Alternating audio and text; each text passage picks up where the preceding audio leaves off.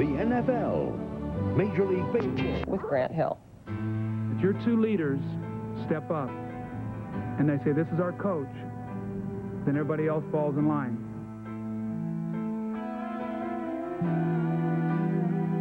I mean, I understand as a leader of the team that, you know, always going to be liked. And I wasn't always comfortable with that, but I'm comfortable with that now. And, you know, as long as you're respected, that's fine. And I'm not always liked. And sometimes you got to say things that, you know, that people don't want to hear. But you got to be honest with yourself and with your teammates. The Detroit Pistons have defeated the Chicago Bulls to end the 19-game win streak by Chicago against Detroit. And you can see the tears flowing. The team takes on his personality. And, you know, you know, I'm not really an emotional guy, but, you know, as a team, though, we play emotional basketball. When we're playing good basketball, when we're winning, when we're playing like we did in Game 3 and like we're going to play in Game 5, then we're an emotional team. We're a team that hustles, that scraps, that fights for everything that we have. And we really taken on his personality.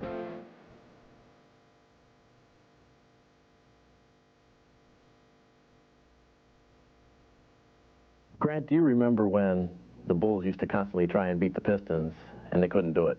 Jordan could never quite get over the hump. Do you feel as though now you're the guy who was in the same position that Jordan was all those years ago? You know, I hate the comparisons with Jordan, but I mean, I feel that we're just not there yet. You know, I mean, ideally, you'd like to say that you are there, but realistically, we're not. Grant Hill, I think you see the passing of the torch to the next generation, the next Dr. J's, Michael Jordans.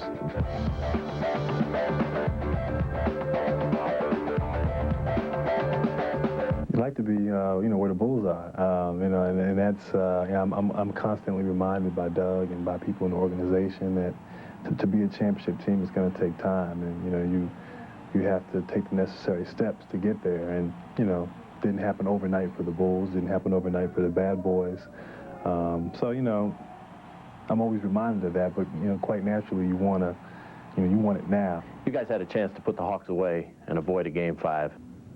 How do you feel about letting that opportunity slip away? Personally, I feel upset. I think the team on a whole is upset and disappointed because, like you said, we had an opportunity, you know, to close this series out in Detroit, and they forced this Game 5. And I guess now, in some ways, the momentum has swung back in their favor. What's the feeling internally with the ball club as you approach a Game 5, being a young team and knowing that everybody's looking at you to try and get past this? You know, it's weird. You know, like Joe Dumars, Rick Mahorn, Otis Thorpe, those guys who've been on championship teams, they can, you know, tell us all the stories in the world about what it's like to be in the playoffs, what it's like to win a championship, you know, what it's like to be in a Game 5 series. I really believe that you have to go through it to really understand it. You have to go through that experience. Grant Hill talking about going through the playoff experience of losing, Doc. Is that crucial in the formation? And a big reason, Marv, is they're knocking down their perimeter shots, something they've had problems doing in the first quarters of the previous games. When those shots fall, everything seems to look better. Randy Brown trying to feed Scottie Pippen, but stolen by Mookie Blaylock.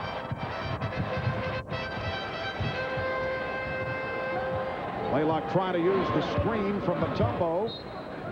And Bennett Salvatore calling the foul, offensive foul on Mutombo.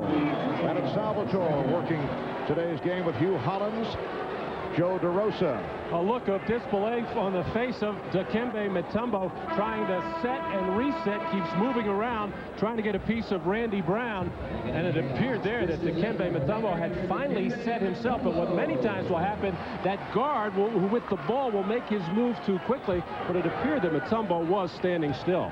Mutombo unhappy after picking up his second foul. Mutombo unhappy after yesterday's game.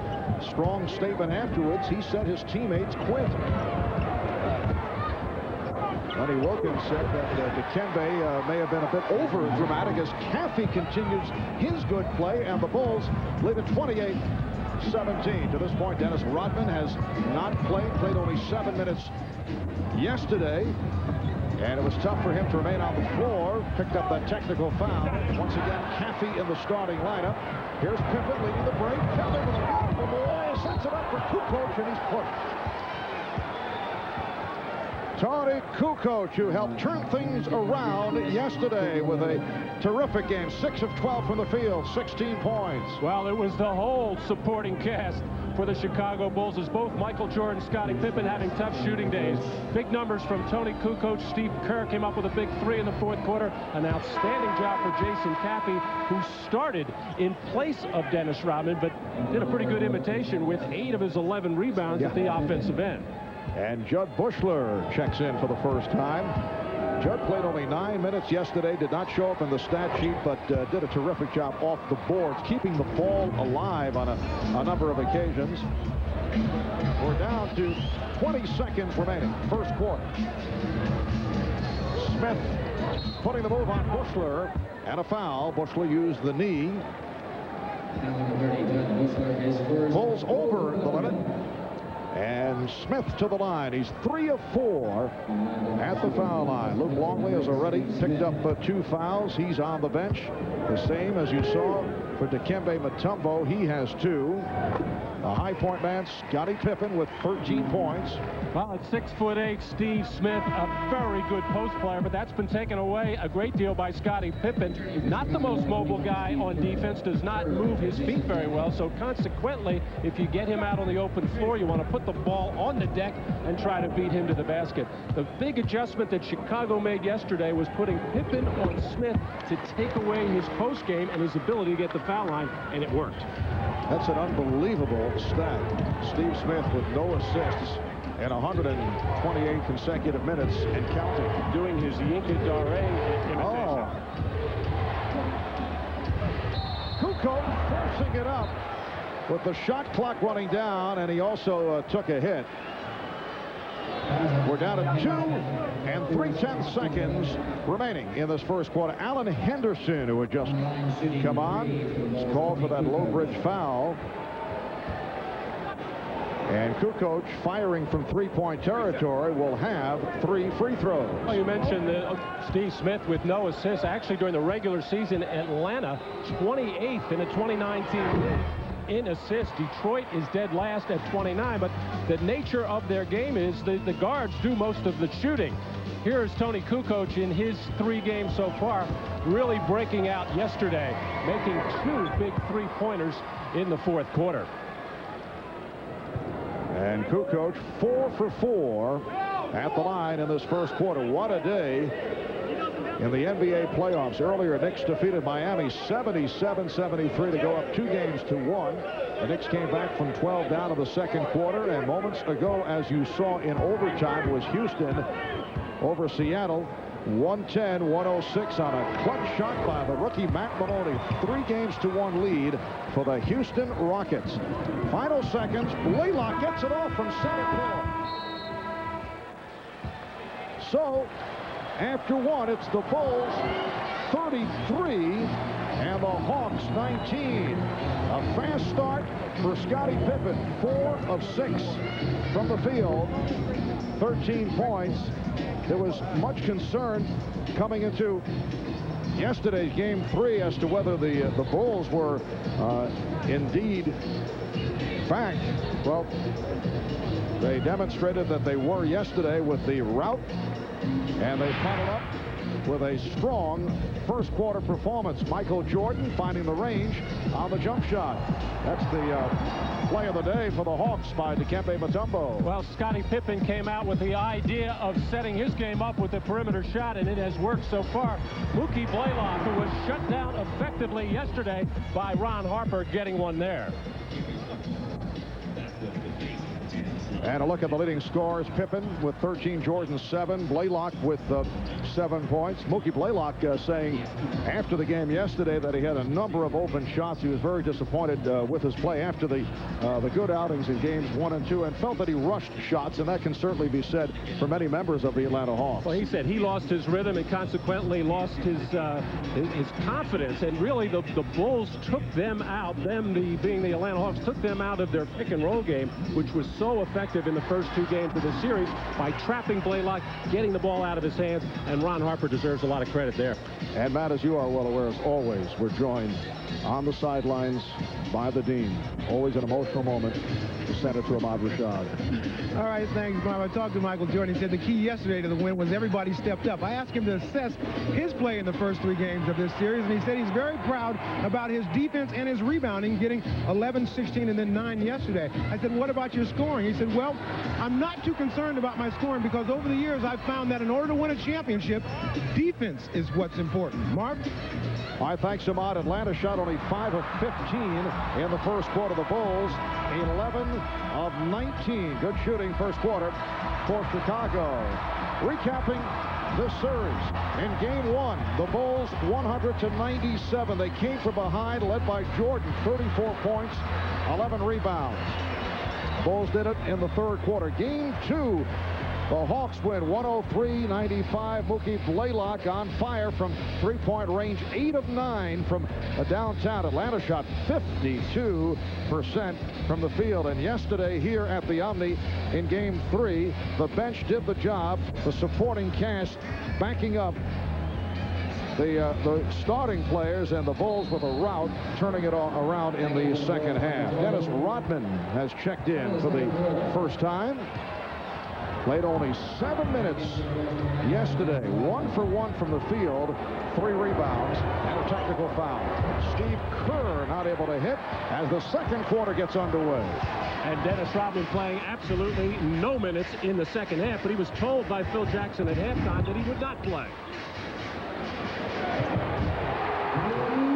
Henry James, who has the terrific outside shot. Henry James played for Len Wilkins in Cleveland. He's had some good moments during the course of the regular season. And Brian Williams stepped out of bounds. So the Bulls lead 5-1. Laettner beats the Bulls down court, but Jordan able to recover and came up with a block shot. Here the reaction, fans thought there should have been a foul. Here's Brian Williams. And he was fouled. Foul committed by Henderson. Well, the Chicago Bulls very slow in transition defense. That pass from Blaylock over the top as Laettner had a huge lead, but Michael Jordan hustling from behind and hit a lot of ball, but also I'm sure got a lot of body just by the reaction. Although Christian Laettner not making that big a fuss, it's coming more from head coach Lenny Wilkins and the sold-out crowd here at the Omni. Brian Williams provided the Bulls with a major lift yesterday. 7 of 11, 14 points off the bench. Michael Jordan and Steve Smith have been chatting with one another throughout the series. Michael, who has been known to like to talk, has preferred not to talk to Steve Smith, instead trying to concentrate on just playing the game. Bulls lead by 12. Blaylock and Smith in the backcourt. Henderson with James and Laettner on the front line. Smith posting up against Jordan. Rebound went through the hands of Rodman, but picked up by Jordan. 4-on-2 for the Bulls. Good recovery defensively by Atlanta.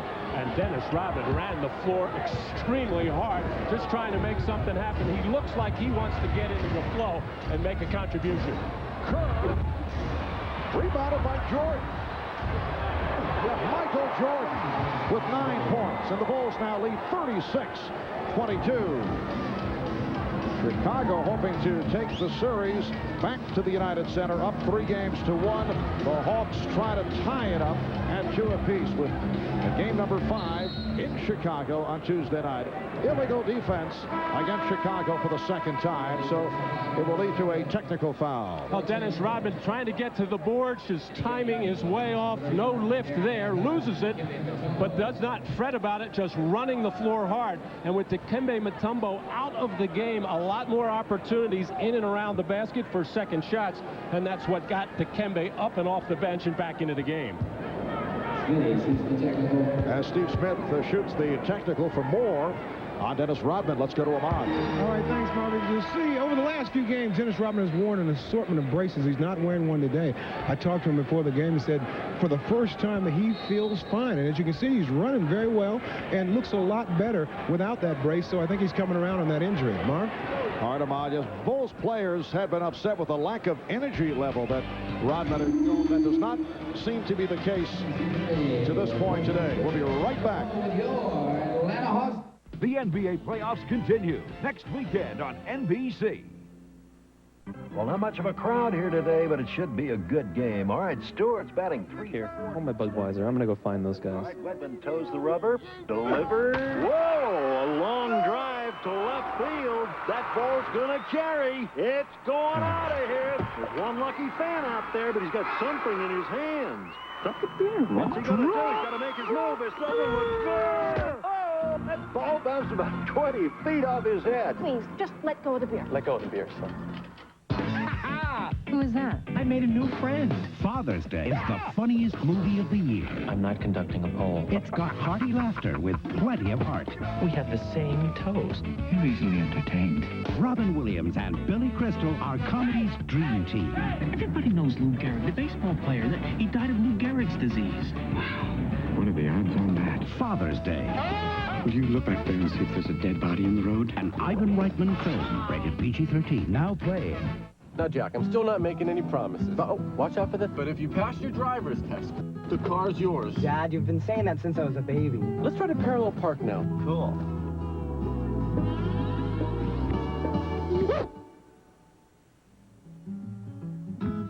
The 1997 Mitsubishi Galant. Reliability other cars only dream about. The Galant, Mirage, and Diamante. The family of sedans from Mitsubishi. Built for living. The NBA on NBC is brought to you by Budweiser, Beechwood aged for a crisp, clean, classic taste. By the 97 Mitsubishi Galant, dependability that goes the distance, built for living.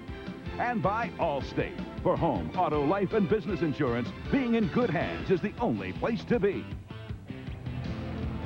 Well, a 77-degree day here in Atlanta. Look at the fountain in Centennial Olympic Park. Across from the Omni, Marv Albert with Matt Kukoc and Ahmad Rashad. 2 minutes gone by in the second quarter. Game 4 of the East semifinal series between Chicago and Atlanta. Scottie Pippen leading the way with 13 points. Michael Jordan with 9. Dennis Rodman is back on the floor. Dikembe Mutombo back on the floor, although he has 2 fouls. Blaylock putting the move on Steve Kerr, and then Kerr with the steal, but stepped out of bounds. Well, I should say Christian Laettner getting a post-up opportunity, waiting for the double team instead of making a quick move. But Steve Kerr very active on the weak side, getting in that passing lane, but just couldn't control that foot stepping on the line. Blaylock and Michael Jordan going to the board. That's his 5th rebound. Here's Brian Williams on the open floor, beating Blaylock. Now, this has been a problem for the Hawks in a number of the games so far. When they miss shots, they're kind of hanging their head right now. Ice cold from the field, just 6 for 19, but they can't worry about that. Have to get back to defense. And Christian Laettner missed on the slam attempt. Oh, Brian Williams, a terrific athlete who can get up and down the floor, has finally gotten into reasonably good shape after being out all season long with that knee injury before signing late with Chicago. Steve Kerr off the lead pass, and we are seeing the Chicago Bulls that we saw for the most part during the regular season. A 17-point lead with 3 minutes gone by in the second quarter. And a foul. Hugh Hollins, the outside official, with the call. Well, the Hawks, normally a very good defensive team, have really gotten caught flat-footed, standing straight up. Nobody bending their knees, nobody anticipating. And I think they're hanging their head because they're not shooting the ball well. But the only way they can get back into this game is dig in defensively, get some runouts. I think they're trying to get too many different people scoring opportunities, whether it's the guards, Smith and Blaylock, or Mutombo or Laettner at the other end, and that's too many. Foul was called on Kerr. The Hawks have hit only 1 for their last. Kukoc knocked it away, and a loose ball foul on James, who tried to get it back. It's been all Chicago. Well, you can log on to NBA.com and check out current NBA playoff leaders in 10 statistical categories, all updated through the previous day's games. So there's something new every day on NBA.com, the official website of the NBA. Eldridge Kastner now pressing Michael Jordan. Atlanta Hawks 8 of 32 from the field in the second half yesterday. First half, 6 for 21. They cannot find the range. Meanwhile, the Bulls continue their torrid shooting. Brian Williams now has 7. 42-23 Chicago. And there have been times when Chicago has been reluctant to go to the basket. Not anymore. And Dikembe Mutombo is not scaring them one little bit. Here's Kerr for 3. Mutombo rebounds on a punch out of his hands by Williams, who goes diving into the Chicago bench. And a foul call. It is on Brian Williams, but good hustle by Williams. And assistant coach Frank Hamblin at Brian's mercy there. Jimmy Rogers a little bit quicker of foot. He was able to get out of the way. But Brian Williams likes to go into the stands. You see the bench scoring advantage for Chicago, and Brian Williams has been a big part of that, and he'll get a breather. Brian Williams signed as a free agent after Bill Weddington was injured. He averaged just under 16 a game for the Los Angeles Clippers last year. Sat out this season. During the regular season, sat out most of the way due to knee surgery and that contract dispute, and then signed on with Chicago. Here's Kastner. See, Dennis Rodman's timing is still off, and he's upset with himself. Not able to get to the ball. Henderson was able to score on the putback. Bulls lead 42-25. Jordan double team, gets it to Kukoc. He thought he was bumped. Couldn't believe there was no foul call. Wow, when it drops about 10 feet short. I've seen air balls before, but not that short. Blaylock evidently hit him on the elbow. Scottie Pippen is getting set to return, and a foul is called on Rodman. Rodman and Laettner got involved. Well, there, Dennis Rodman just too slow to react to the shot. Couldn't get off the floor at all. That's where a lot of that frustration is coming from. A lot of it has been some of the stomach virus problems that he's had. And, of course, the knee injury that he has had. And Ahmad Rashad reporting earlier that Dennis has finally taken that knee brace off for good. Took it off in yesterday's game as well. And they called a double foul. Laettner and Rodman were hit. 5 minutes gone by in the second quarter.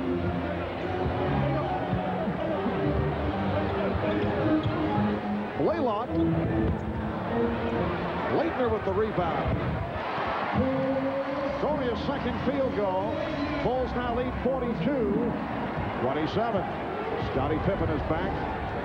Longley is back, playing with 2 fouls. Jordan putting moves on Kastner.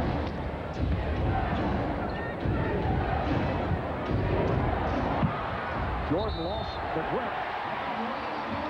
And it will be Atlanta ball, but first a timeout with 6:35 remaining in this first half. The Mitsubishi Eclipse Spider GST. Vorrei del pane tostato. Vorrei del pane tostato. The perfect way to express yourself in any language. Dove sono le valigie? Dove sono le valigie? Buon gusto, sei bella e parli italiano. Buon toast, vorrei una fetta de valigie. Ciao. The 1997 Eclipse Spider and Coupe Mirage and 3000 GT, the family of sports cars from Mitsubishi, built for living.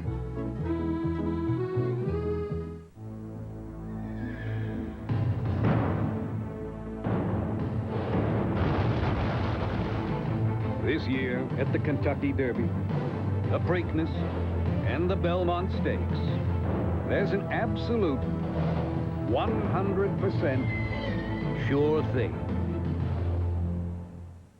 If you try to use American Express, you won't get in, because the only card accepted at the gate is Visa. It's everywhere you want to be.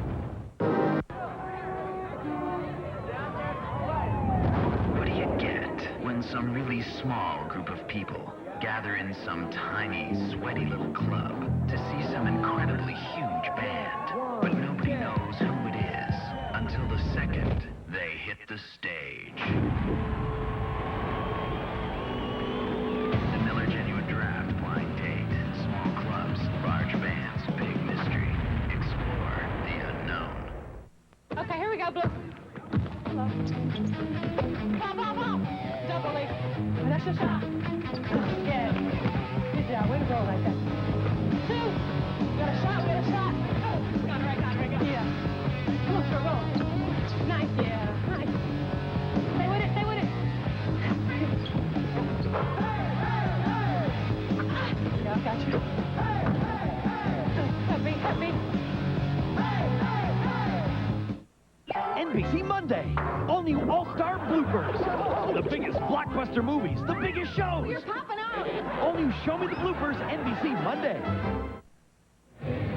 Ahmad Rashad back in Atlanta, and I am joined now by one of my main men, Nick Anderson. And Nick, you've played against both these teams, and you've also told me how easy a job this is to do this television stuff. So I'm going to give you a chance to maybe analyze this game a little bit. Well, I'll analyze it. The Bulls are just taking over, just plain and simple. There's no analyzing to it. They come out with the strong defense, shooting the ball well, playing aggressive, something they hadn't been doing, and even in the Washington series. And now this series, they're taking over. Yesterday, they had a point to prove. They came out and made their point, and today they're making a statement, and they're making it early. How does Atlanta get back into the game? Well, they need to pressure the Bulls. Yeah, make them take some quick shots or something. But when number 23's got it going, it's hard to press him. That was pretty good. You're making Matt a little bit nervous. Back to you, Mark.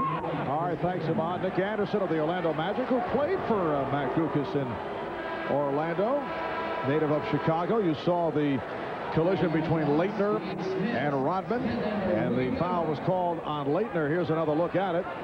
Well, the Hawks taking every opportunity to go at Dennis Rodman every chance they get. Not respecting his defense very much. Nick Anderson all over what's been going on in this first half. And since the start of the second half yesterday, Mark, Atlanta being outscored 96-45 and shooting just 25%. That's unbelievable. Now we'll see that scramble between Rodman and Laettner. Well, at least Christian Laettner making a move and not waiting for a double team. But Dennis Rodman just timing it perfectly and taking that bump.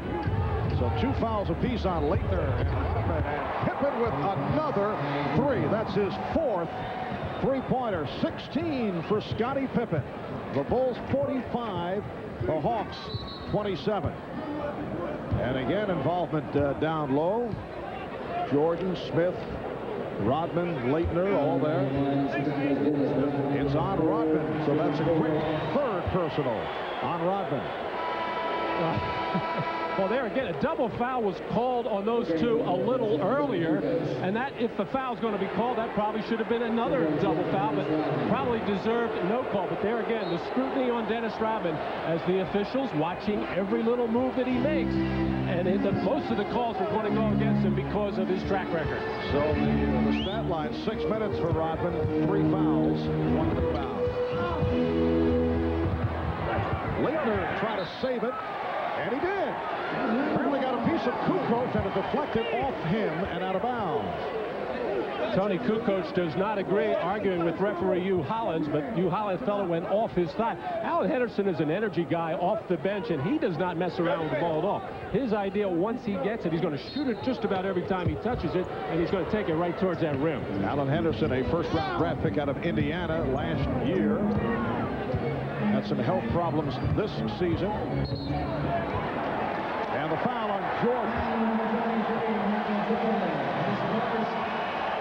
That is his first.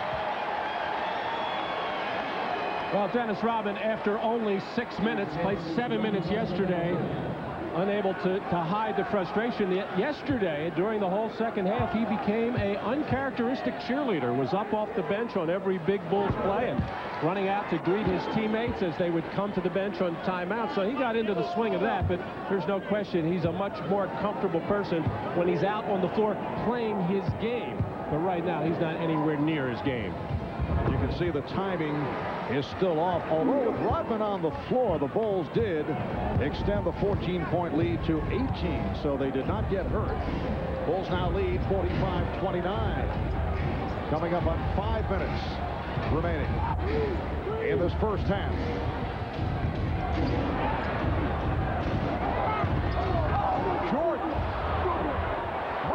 Jordan able to slip away. Crowd was looking for a traveling violation, and Michael enjoyed that move. Well, Michael's smiling because he didn't think that shot was going to go in. First of all, he was drifting to his right. It looked like the shot was going to go off on the right. But when you're out, you're hot. 11 for Jordan. Henderson backing Pippen. And again, the Bulls collectively to the board, and all Pippen and Henderson had words. And Pippen being ushered aside. Well, you rarely see Scottie Pippen get into any kind of altercation with another player, but he felt that Alan Henderson, after this missed shot, in an attempt to go back up there, just pulled him down, which is what he did. And then the leg whip over the top. Good wrestling move by Alan Henderson. Yes, you could understand Scottie Pippen's point of view. Henderson did drag him to the floor.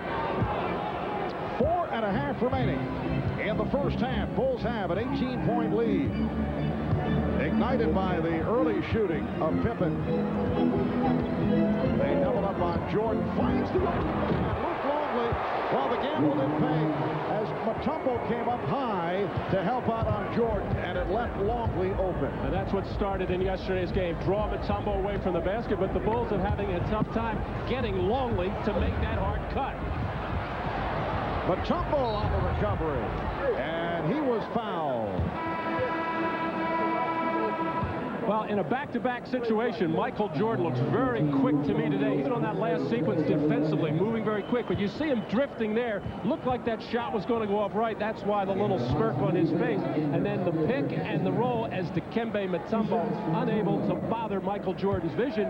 And what the Bulls keep telling Luke Longley, make that roll and hard cut to the rim and look to expect the pass. It's there because Dikembe Mutombo is not doing a good job on pick-and-roll defense away from the hoop. Longley picked up his third, replaced by Brian Williams. Luke with 4 points. Mutombo a 71% free throw shooter. 49-31. Chicago, the Bulls seeking to make it a 3-1 lead in this best of 7.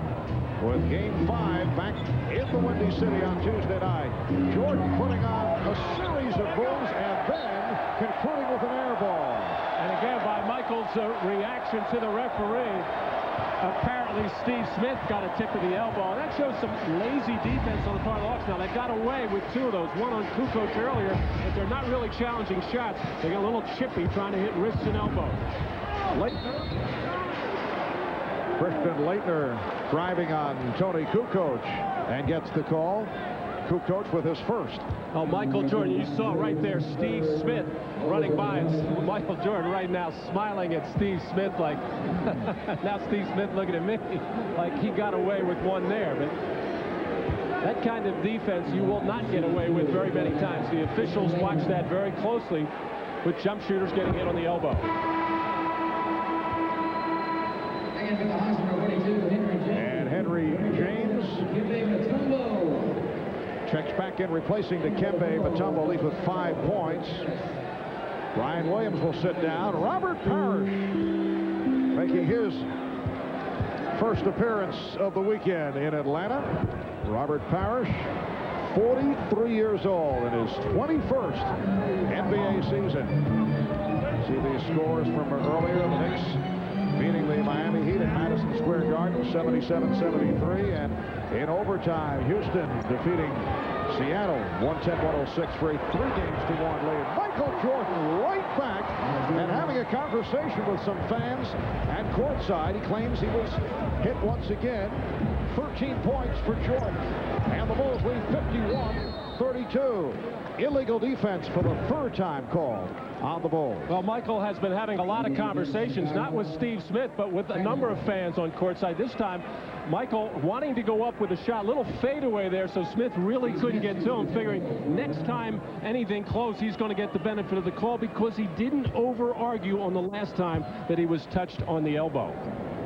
Very few players who have that kind of control to entertain themselves with the game within the game. Larry Bird used to do it, and Michael Jordan has been a master of doing it. A look at Michael during the course of this series: 34, then 27. Did not shoot well yesterday at 21 points, but so instrumental in that turn by the Bulls in the third quarter. And that has really built the confidence for Chicago coming into this game 4. Michael very active defensively, as you saw right there, going for the block on Henderson, although he did commit the foul, and Chicago calls for time. Now, Jack, I'm still not making any promises. Oh, watch out for this. But if you pass your driver's test, the car's yours. Dad, you've been saying that since I was a baby. Let's try to parallel park now. Cool.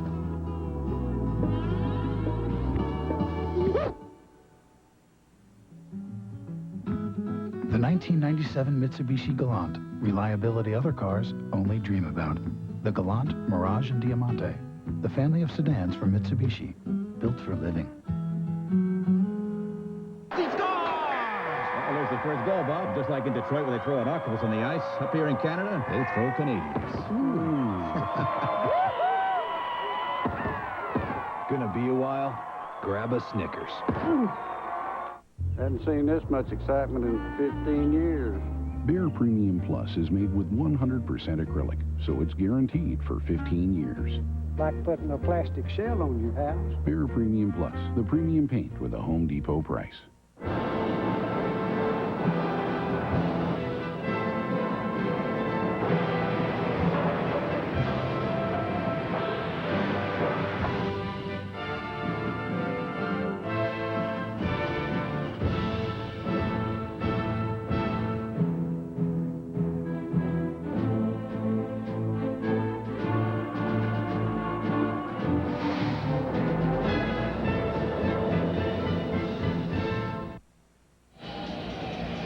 Well, there you see it. Michael Jordan so far 6 for 11 from the field. Started this game very perimeter-minded, taking jump shots, but then warmed up, slicing between the defenders, taking it right to Mutombo, hustling back on defense to swat another one away from Laettner, and then the pick and perfect roll to Luke Longley and the old North Carolina point, and the shot chart. 6 for 11 from the field. You see the perimeter shots. Michael now starting to think more, drive to the basket, showing no respect for Mutombo, and I think the Bulls are in that mode right now. They don't care if Mutombo blocks some shots. They feel confident that they can get some second opportunities. So the Atlanta Hawks continue to have their problems offensively. This goes back to the second half yesterday afternoon. The Hawks' last field goal was 4 minutes ago. Atlanta, since yesterday, 16 of 61. That is unbelievable. 8 of 29 in the game today, and 8 of 32 in the second half yesterday when they were blown out by 20 points. Here's Jordan. And a loose ball foul on the Hawks. Foul on Smith. That is his second. It is a non-shooting foul. Down to 2:38 remaining in the first half. The Atlanta Hawks have not lost 2 straight at home all season. Hawks so successful here at the Omni, 36-5 during the regular season. 3rd best record in the league. Traveling violation. And a good call. Michael knows it. Just a little look to you, Hollins. Apparently moved that left foot first. The catch, yep, a little skip with the left foot and go right. He'll get by his man every time if he does that. Henderson banking Pippen.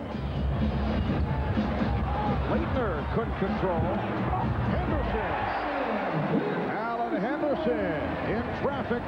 Comes up with a second field goal. He has 6 points, and the Bulls lead by 14. Well, there's no question that Alan Henderson is the most energetic of the Atlanta Hawks. playing very hard at this moment. He's going to try to pick up his teammates.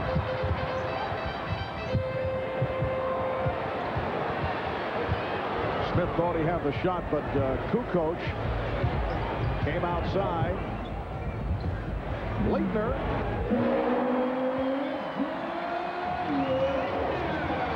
And Steve Smith has come up with an assist. So that ends the drought. We'll get the official time. I don't think he wanted to pass it. He was looking for his own shot, but Alan Henderson actually came across the lane, got in his way, set an inadvertent pick, and that forced Steve Smith to give up the ball. First assist in the last 136 minutes. So his first assist of this series.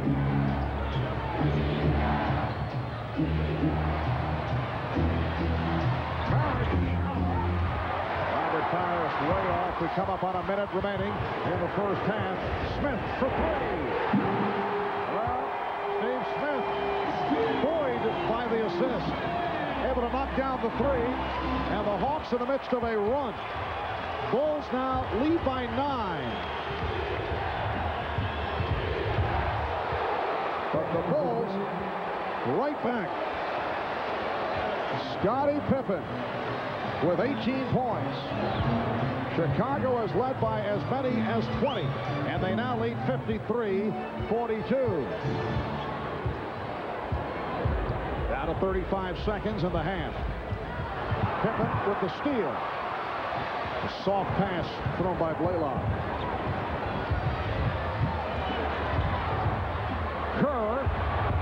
Steve Kerr. With his second bucket, he has 4. And the Bulls now lead by 13. We're down to 20 seconds remaining in the half. Well, after that little flurry, 3 field goals in a row by the Atlanta Hawks, the drive by Pippen because of the absence of Mutombo. Nobody there to change the shot. And then a good move by Steve Kerr after he was taken off the 3-point opportunity to step in for the 2. Final seconds. First half. Smith. Rebounded by Smith, but time ran out. So at the half, sparked by Scottie Pippen with 18, the Bulls by 13. Coming up, the Prudential halftime report with Hannah Storm. Tonight, may the Force be with you. It's Star Wars Mark Hamill on an all-new full-hour Third Rock. But the aliens want Luke off their planet. Not so tough without Chew Bacon around, are we? And Sybil's Christine Baranski wants Mary's Guide. Plus, 1 week from tonight, it's the Third Rock visual effects at 3D Spectacular. With or without the glasses, it's going to be out of this world. It's the must-see Third Rock event. Coming 1 week from tonight on NBC. What does it take to be the new news leader? At News Channel 8, it takes investigative stories on your new Justice Center and its mind-boggling price tag. You want someplace decent, but there's extremes. Exclusive stories that showed you some of the hidden taxes you pay without even knowing. It makes me angry. And in-depth stories that took you to the heart of the boycott, which hung over Portland Public Schools. For the stories that make a difference to you, turn to News Channel 8, where the news comes first. Round Table's exciting new Maui Zowie pizza is loaded with ham, pineapple, and fresh veggies. It's a special recipe, handed down by Hawaiian surf legend Kahuna Pete. Kahuna Pete liked to catch waves, guest star on Hawaii 5-0, and get down with his zany surf crew. Try a Maui Zowie. It's a real taste of the tropics. Round Table, the last honest pizza. This month, buy a large Maui Zowie for just $13.99. Direct from Ford, the great percent event is back at your Northwest Ford dealer. And that means your choice of low 1.9 financing for 48 months or big cash back on America's favorite cars. Get 1.9 financing or 500 cash back on Contour. Get 1.9 financing or 1,000 cash back on Taurus, Escort, and Thunderbird. Even get 1.9 financing on the all-new ZX2. Big cash back or 1.9 financing. Take advantage of the great percent event only at your Northwest Ford dealer. Home of 5 of the 10 best sellers in America. Again. Watch Matt Savino's weather weeknights on News Channel 8.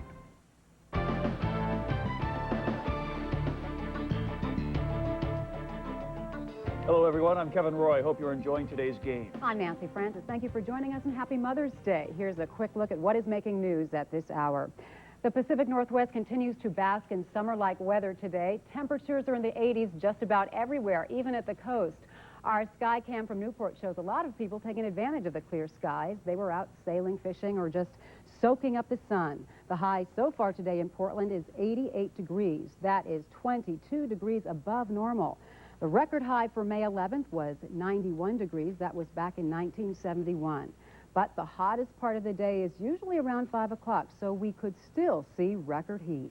Warmer weather means many people are flocking to the water, but safety officials are cautioning swimmers to stay out of rivers fed by snowmelt. Late yesterday afternoon, a 24-year-old man drowned while trying to swim across the Sandy River in Troutdale. Witnesses saw the man go under and called rescue crews. They arrived on the scene 10 minutes later, but it was too late.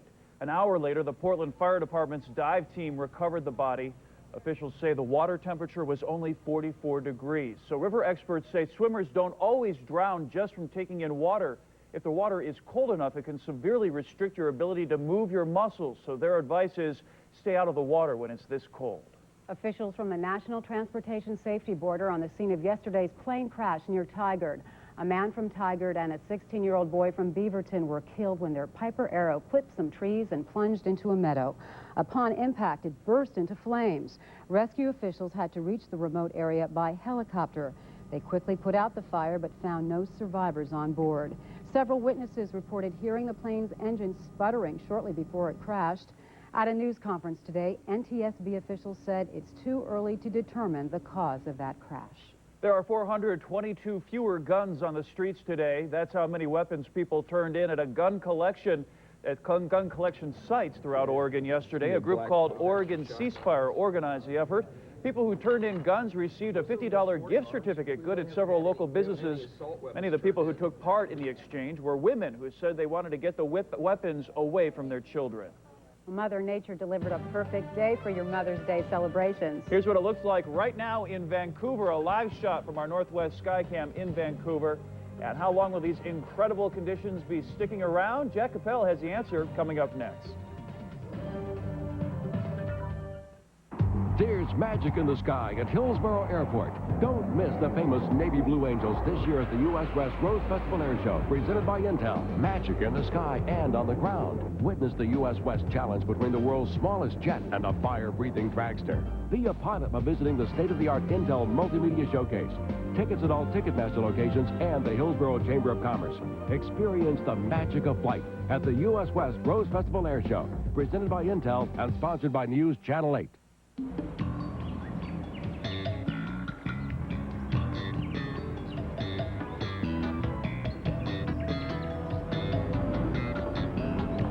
In some places, full-time four-wheel drive isn't a luxury.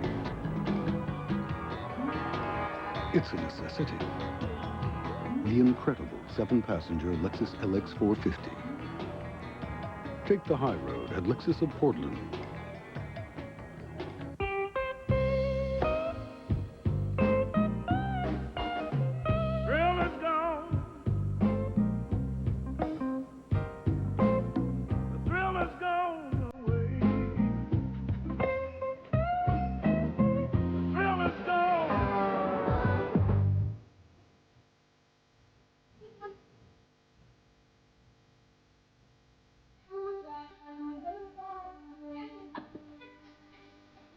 I'm Mr. Big. I like big cars. I like big dogs. And I like big, big deals.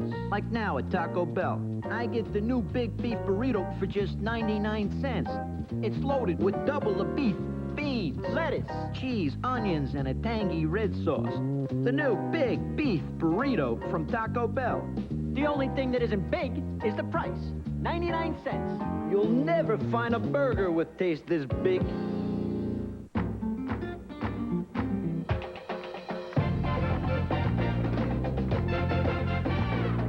A change of seasons, a change of oil. Q-Lube. I have news. Get 4.8 financing on all new Chevy Blazers in stock. This is one event you don't want to miss at your Chevrolet dealers Northwest now. Sky 8, only on Northwest News Channel 8.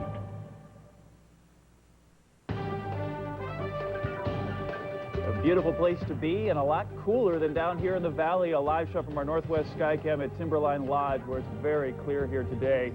And it's a gorgeous Mother's Day, isn't it? Beautiful Mother's Day. Jack Appel, thanks so much for arranging this. Well, it was pretty nice. This is what happens when a hot, dry, high-pressure area gets centered to the northeast of you, and we get lower pressure to the south, and that brought some east winds over us, northeast winds, very hot and dry, and that east wind swept all the way down to the coast. And if we go down to the seaside, we'll see temperatures down there right now in the 70s, but earlier today it was up to 89 degrees at Seaside. This is the Skycam from the Best Western Ocean View Resort. It's down to 71 there right now. All this because the northeast wind ended and the west wind took over. The west and southwest wind took over, brought in some ocean air, dropped that temperature down sharply. That's down all the way down to about 70 to 71 degrees, all the way down from 89 degrees earlier. Current temperatures here in Portland shows 88 degrees, and we should hit the peak of the temperatures just about any time, and it'll be cooler tomorrow because that marine air is starting to infiltrate over western Oregon. That'll be happening tomorrow. This is the temperature pattern over Oregon and Washington right now. Notice on the Washington coast in the 80s, the southern Oregon coast rather cool. Our forecast then for our local area is down from what it was today. I look for clear tonight, however, but tomorrow we'll start to get a little bit more of that ocean air coming in inland, so that'll drop the temperature down to about 83 degrees for a high here. On Tuesday, some morning clouds, but still we'll have sunny weather tomorrow, but no rain in sight as yet. All right. Thank you very much, Jack. It has been a Mother's Day tradition for 25 years down in Kaiser. The firefighters do the cooking for all the moms. It's their 25th annual Mother's Day pancake breakfast. 1,000 people turned out today, bringing their moms in for ham, eggs, and of course pancakes. The money raised today goes to the Volunteer Firefighter Fund. And that's it for this halftime news update. We'll have a complete report on all the day's top stories coming up right after the game. Until then, we'll send you back to the game, and we'll see you then.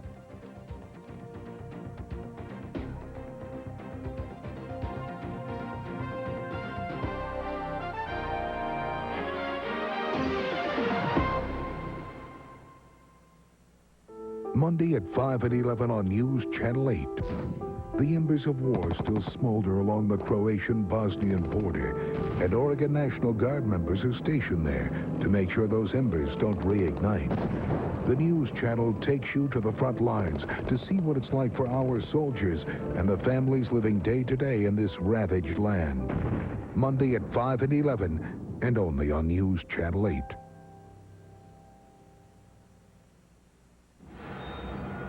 In order to keep cool in the burning sands of the desert, the leopard gecko licks the moisture from its eye.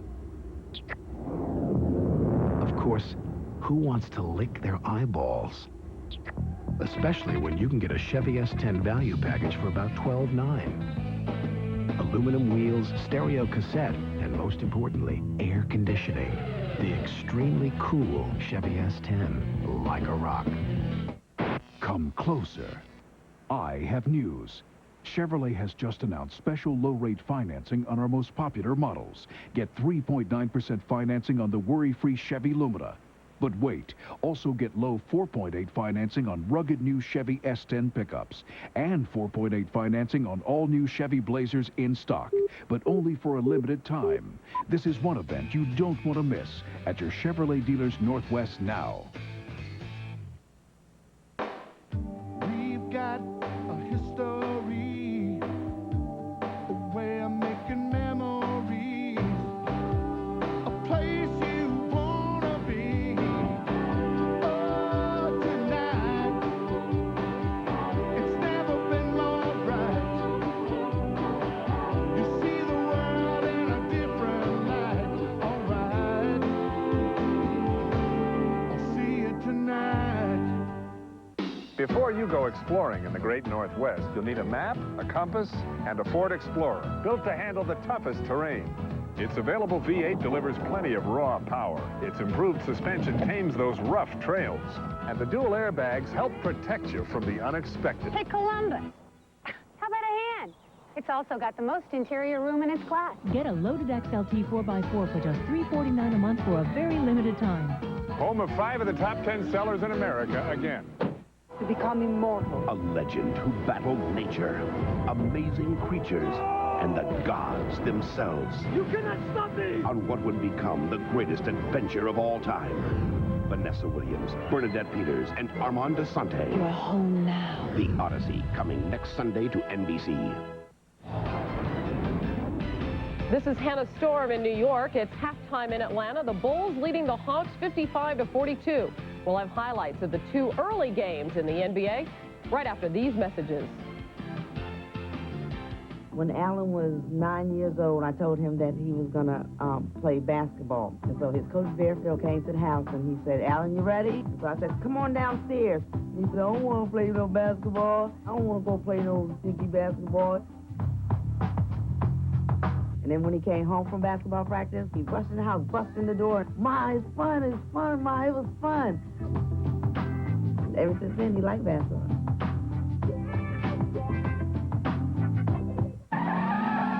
Nobody's tougher on cars than a police force. As a result, nobody's tougher on motor oil either. The extreme stress and searing heat generated by their hard driving can break down an oil in no time. That's why the Kansas City police use Castrol GTX, the only leading 10W30 that provides maximum protection against both viscosity and thermal breakdown. Because some people have more important things to worry about than motor oil. Castrol GTX. Drive hard. One day, a young designer decided he could change the very shape of the world. How could he be so brash, so bold, so utterly successful? He simply discovered a doorway to the world that in the blink of an eye let him travel farther, set his sights higher, and look in directions he never could before. He wasn't always so daring, but with FedEx, it's the way the world works. The Mitsubishi Eclipse Spider GST.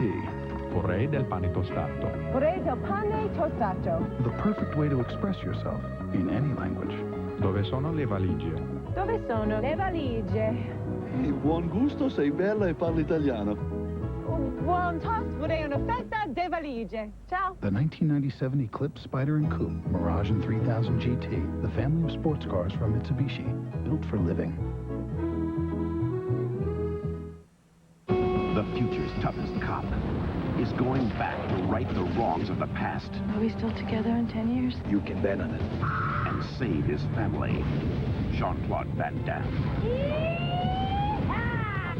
Have a nice day. Time Cop, tonight on the NBC Sunday night movie. I should have said freeze. This is the Prudential Halftime Report, brought to you by Prudential, bringing strength and stability to America's families through insurance, healthcare, real estate, and financial services. It's halftime in Atlanta with the Bulls leading the Hawks 55-42. Scottie Pippen with 18 points, Michael Jordan with 13. Steve Smith leads Atlanta with 12. Hi, everybody. Hannah Storm here. Let's get you right to the NBA scoreboard. In the first game of the day, the New York Knicks beat the Miami Heat 77-73 to take a 2-1 lead, and they did it behind Patrick Ewing, who had 25 points. The Knicks came back from an 8-point halftime deficit in the fourth quarter. Ewing working one-on-one against Ike Austin, hits off the spin move and puts New York up 67-62. Under 3 minutes left, tied at 73. John Starks shooting the three, fouled by Bashan Leonard, but Starks hit all 3 of his free throws, gave New York a 3-point lead, and Miami with one last chance to tie it, but Tim Hardaway's shot is blocked by Ewing. The Knicks hold on to win it 77-73 and take a 2-1 lead in the best-of-7 series. Here's Hardaway. Somebody said that, you know, they gave us a gift, but we gave that gift right back to them. So we should have won this ball game, but we gave the gift back to them. Today, for the most part, we struggled a little bit, but we was able to kick it into overdrive in the second half and get the win. It's going to come down to who overcomes all the obstacles, the physicalness, being in foul trouble, the wear and tear on your body. It's going to come down to who overcomes. Not much time to dwell on this one. Game 4 of the Knicks and the Heat is tomorrow night, right back at Madison Square Garden. Meanwhile, in the Western Conference today, Houston beat Seattle in a playoff thriller, 110-106 in overtime. Houston now takes a 3-1 lead with Game 5 back in Houston on Tuesday night. The Sonic moms were in town for Mother's Day, and they saw a terrific game. Final seconds of regulation. Rockets up by 3. Gary Payton back to Hersey Hawkins. who hits from the corner to tie the game at 98. They go into overtime. Charles Barkley missed 2 free throws that would have iced the game in regulation, but he redeemed himself in overtime, scoring the Rockets' first 7 points. Under a minute, Akeem Olajuwon, 9 assists, finds Matt Maloney, who hits the three-pointer. Maloney 8 three-pointers in the game. The Rockets take a 2-point lead there and go on to win at 110-106. They take a commanding 3-1 lead over Seattle. Here's Rudy T. Maloney makes, maybe the biggest shot of his life so far, and the kid has just been fantastic. To be a rookie in a series like this, and he's held up real well. If he keep getting open looks like he should knock him down.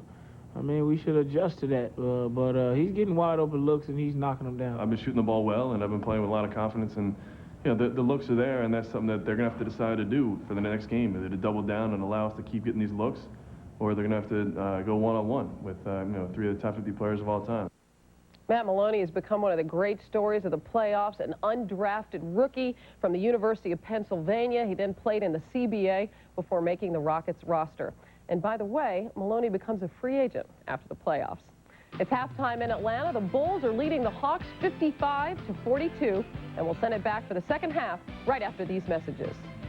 This has been the Prudential Halftime Report, brought to you by Prudential, bringing strength and stability to America's families through insurance, health care, real estate, and financial services. Prudential has helped protect and support families for over 120 years. With the largest capital base of any life insurance company in America, we've always been there for families, paying over 85 million claims. Today, Prudential touches 1 out of every 5 people in America. People think we have quite a history, but all we've ever really done is help ensure the future. The Rock, we've been there, we'll be there.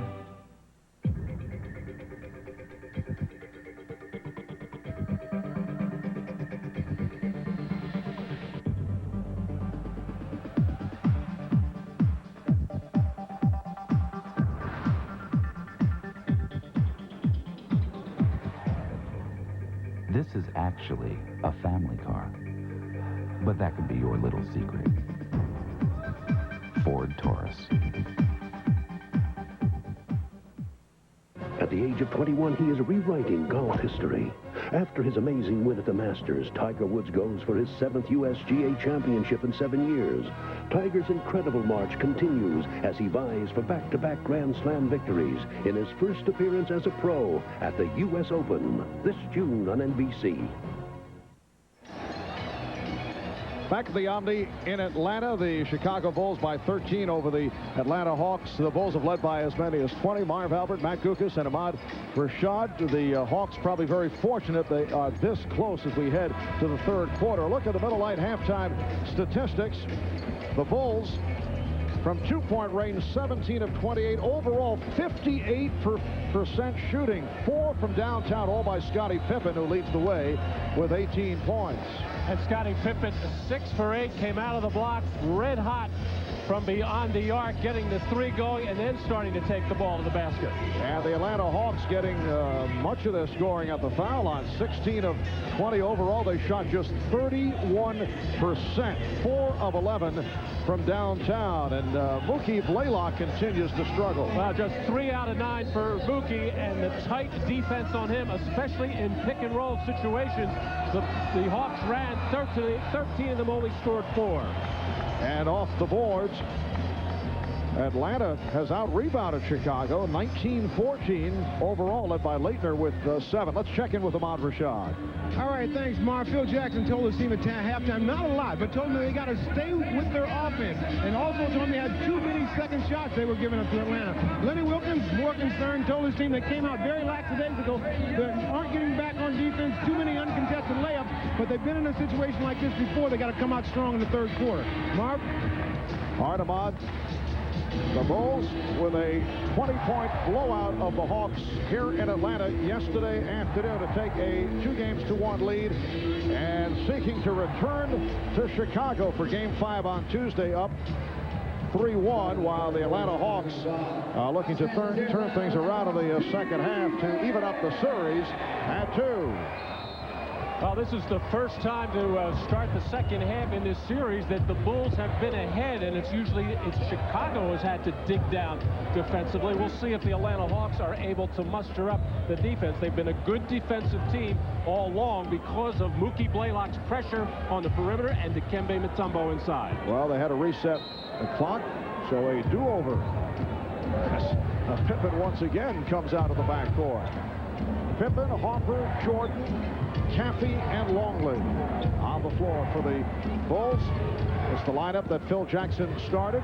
Dennis Rodman again used sparingly in the first half. Pippen thought he was fouled by Corbin. Steve Smith just 1 of 6 from the field.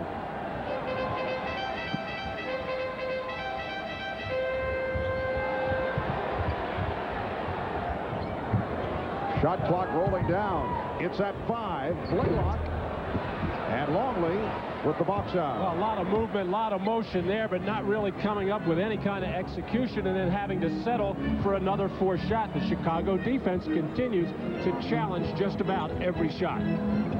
Jordan's pass was broken up by Mutombo, and last touch by Caffey.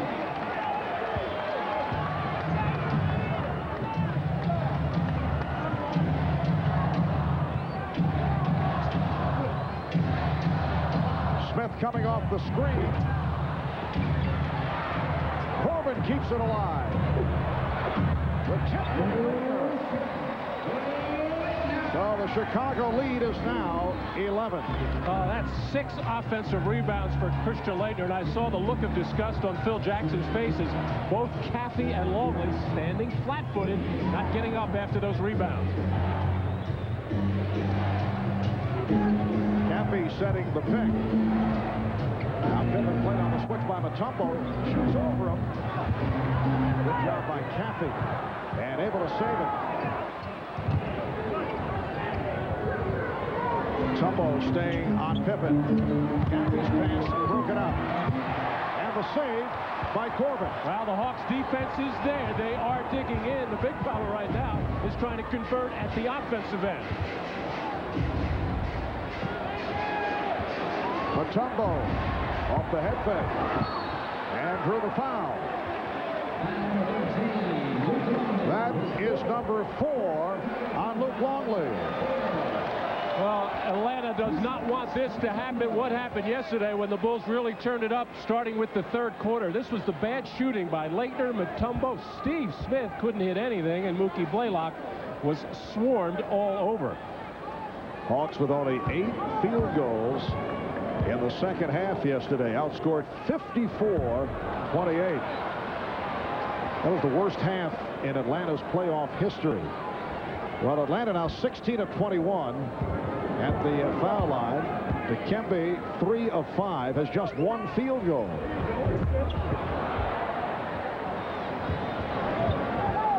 Bulls by 11. Caffey looks to add to that. Jason Caffey beat the Hawks down court, and Lenny Wilkins very upset about that transition defense. Oh, and the reason was Dikembe Mutombo just backpedaling, drifting backwards. His man is Jason Caffey, obviously disconcerted, thinking about something else, and the Bulls took advantage of him. Mutombo just skipping backwards, not seeing the ball, not seeing his man. Here's Dikembe Mutombo way too late, as Jason Caffey way ahead as the Bulls alert on that particular play. But the Hawks defense has been very stingy to start this third quarter, with the exception of that play. Now, that was the one thing that Dikembe Mutombo was upset with his team yesterday, other than they thought they quit. They felt that they were a lot of times arguing with the officials when they didn't get a call they wanted and didn't hustle back on defense. He was the culprit there. 9.5 remaining in the third quarter. Good pass from Laettner. And Corbin not able to convert. And then Corbin came from out of bounds. And a foul is called. It's on Mutombo. for Mutombo. That is number 4. Well, nice slip inside as Tyrone Corbin hearing the footsteps of Luke Longley. And then, as it trying to save that ball, kind of whipped at Ron Harper to knock him out of the way.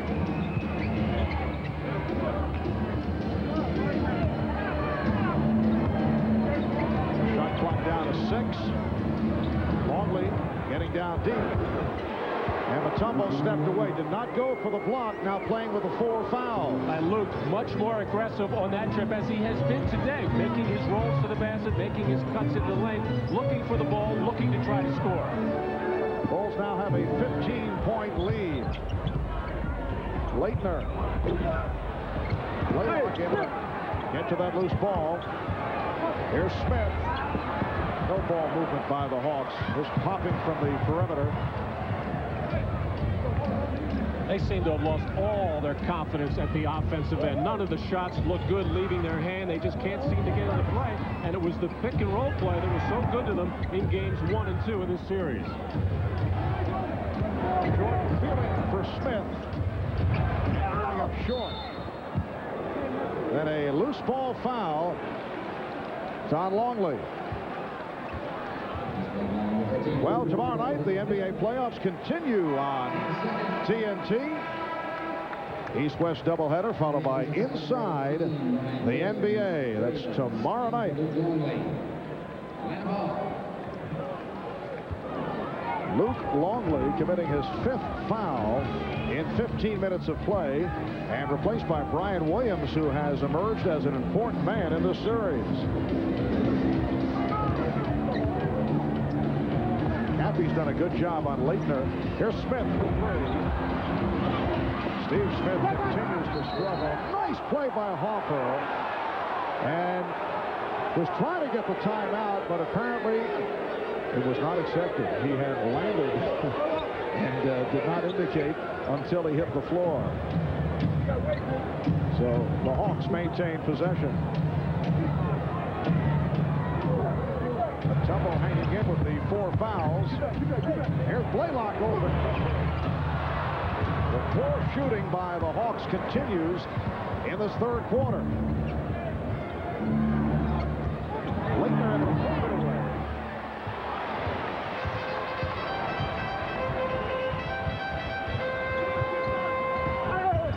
Blaylock.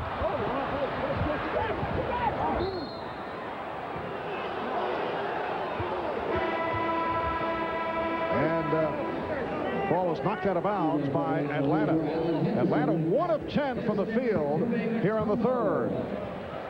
In yesterday's second half, the combination Mookie Blaylock and Steve Smith 1 for 12, and not much better in the first half, 4 for 15, as neither of the 2 key guards and 2 key scorers unable to get it going. Pippen fouled.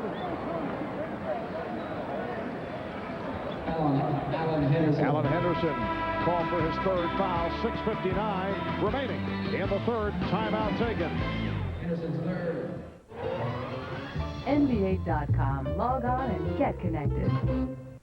Hey, Max. Why just sit around when you could have fun in the new Ford Escort CX2? Nowhere to run to, baby. Nowhere to hide.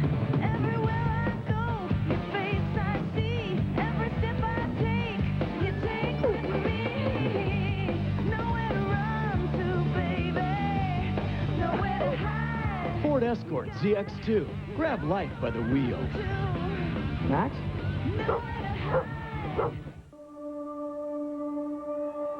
Challenge me. Doubt me. Disrespect me. Tell me I'm older. Tell me I'm slower.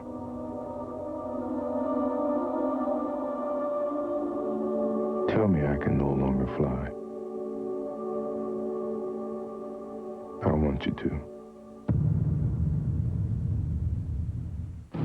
Something has survived. Something amazing. Something powerful. Something dangerous.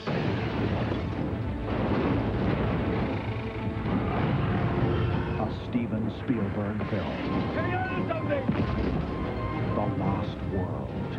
rated PG-13. Starts Friday, May 23rd at theaters everywhere.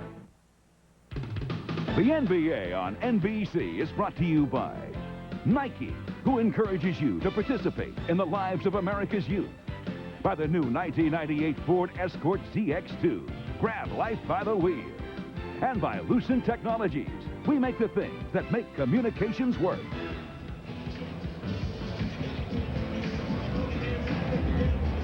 Back at the Omni in Atlanta, the Hawks having major problems once again. In the third quarter, they have hit only 1 of 10 from the field. For the game, they're shooting just under 27%, 12 for 45.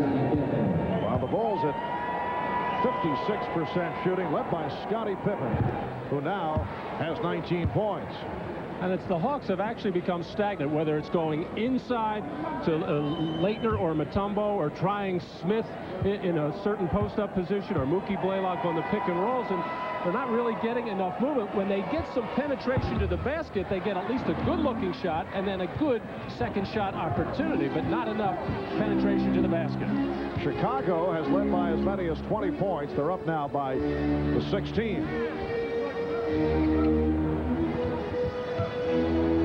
Blaylock played well by Mutombo once again. Did the job yesterday in game 3. Here's Smith. Would have been a 24-second violation. Steve Smith is now 1 for 10 from the field. And Pippen misfired on that pass. Miscommunication that time with Caffey and Pippen. But a terrific sequence of defense on the last possession for Atlanta by Pippen. Helped out on Blaylock, got back and forced a tough shot from the post-up play of Steve Smith. And Laettner lost it. It has been just awful play here by Atlanta in the third quarter. Halfway through, and the Bulls leading 60-44. Jordan with some, yes. Michael Jordan with 15. And the Bulls have an 18-point advantage. And Lenny just stood up in front of the Hawk bench and they called for some motion. They're just still running another set play here, but they got to get some movement and spread the defense of Chicago out. We saw the ball movement. Corbin not able to hit, though. Laettner fires one up. Corbin looking for possession. Blocked by Hopper. And it will be Chicago ball. The Hawks are now 1 for 14 from the field in this third quarter. Remember the word vulnerable that was used earlier this week regarding the Chicago Bulls? How about horrible as far as offense for Atlanta? Look at that. 5 for 23 inside. So plenty of second shot opportunities for Atlanta, but they're just flinging the ball up. And so many opportunities because there's so many missed shots. And no box out. Jason Caffey extends to a 20-point lead. The Hawks not only 1 for 14 in this third quarter, they've missed their last 10 shots. Laettner for 3. Smith off the fake. Blaylock for 3. And finally, Atlanta converts. They missed 11 in a row. The Bulls lead 64-47. 4.5 left in this third quarter.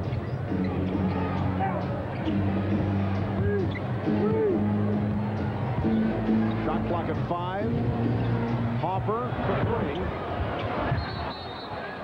And a loose ball foul.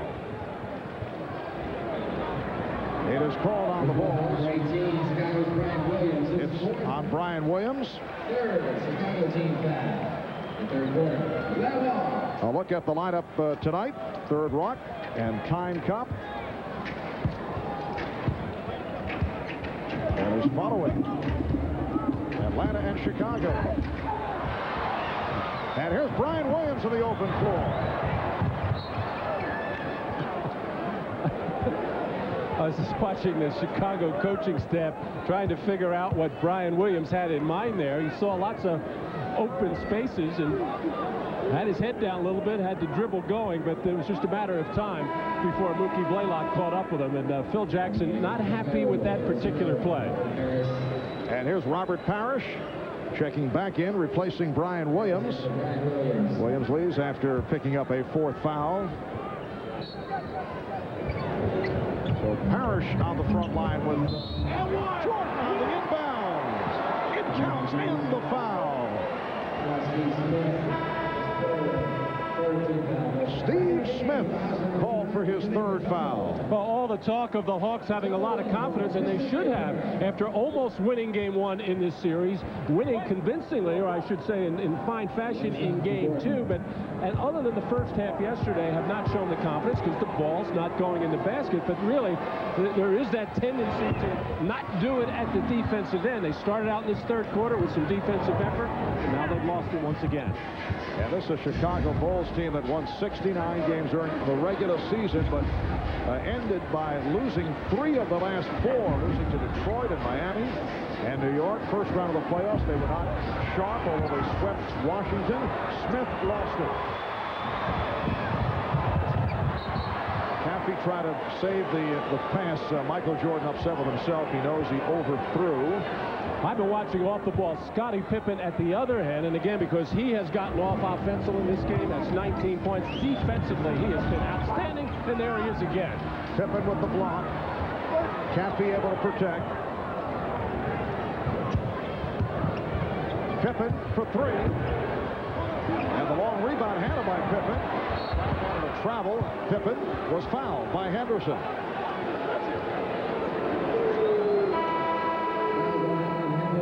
Here's Scottie Pippen not only out with Steve Smith, but realizing that Mookie Blaylock had that path to the basket coming over and blocked the shot. But this is textbook defense, individual man-to-man. This is why this man is a perennial member of the all-defensive team.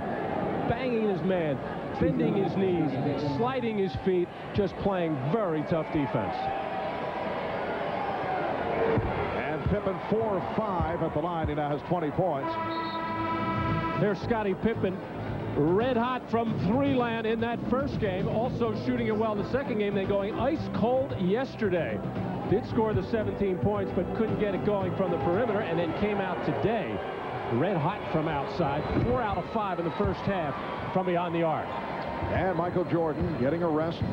17 points, 6 rebounds for Jordan. Bulls have outscored the Hawks 13-5 here in this 3rd quarter. Smith missed on that rebound attempt. They will jump it up to Kempe Mutombo and Robert Parrish on the tie-up.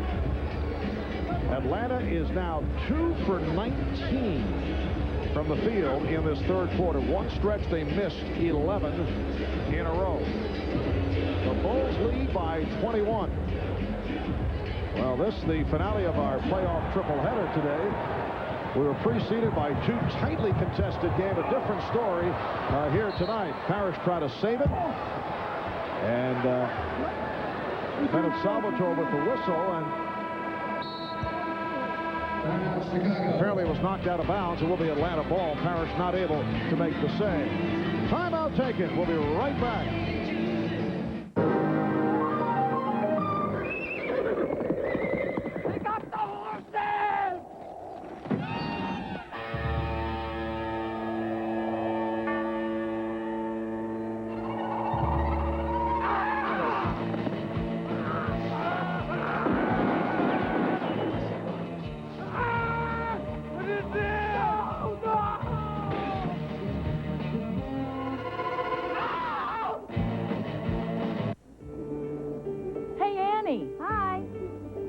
Love the hat. Oh, I need it. My hair's a disaster. Look at my dandruff. That's easy to take care of with the right shampoo. Here. With regular shampoo, flakes can keep coming back, but Head & Shoulders helps eliminate dandruff and helps stop flakes before they even start. You may never see flakes again. And your hair? My hair looks great. Thanks. Don't forget your hat. Who needs it? Head & Shoulders changes dandruff problems into beautiful hair. This is a demonstration. With all the Lucent wireless systems and technology out there, this is now just about the only place where you can stay in touch.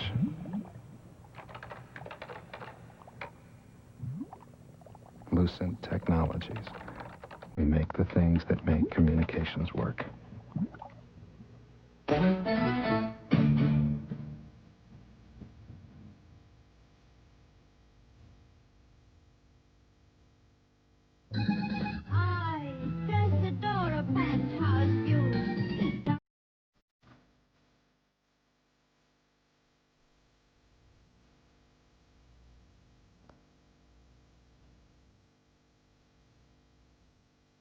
Ford Explorer. It's at home anywhere. There's a land that has the colors of the world. A heart of red that stirs the soul. And green forests that take your breath away. In the year 2000, Sydney will bring these colors together. But you can discover their warmth right now. Sydney, Australia.